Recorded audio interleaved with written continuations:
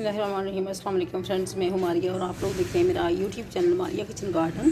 तो फ्रेंड्स, आज छोटी सी वीडियो जो है वो मैंने बनाई है जस्ट आपको ये बताने के लिए कि अगर आपका ये प्लांट जो है इसके लीफ जो है ये इस तरह से ड्राई होना शुरू हो जाए, सूखना शुरू हो जाए, अरीका पाम जो है इसकी बात कर रही हूँ, तो आपने इस टाइम पे ये कोशिश करनी है कि आप इसको जो वाटरिंग कर रहे हैं, ओवर वाटरिंग की वजह से जो है इसके लीफ जो हैं ये ख़राब हो जाते हैं।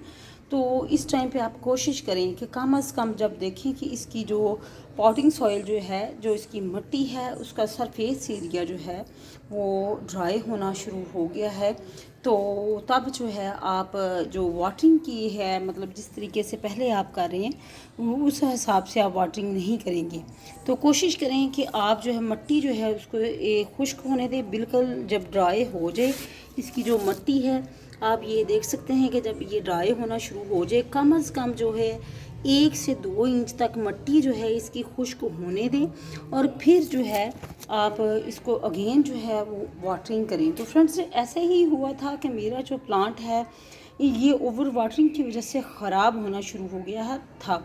तो फिर ये है कि अब इसको पानी जो है इसका रोक दिया है और इसको खुश्क होने के लिए छोड़ दिया है, इसकी जो सॉइल है।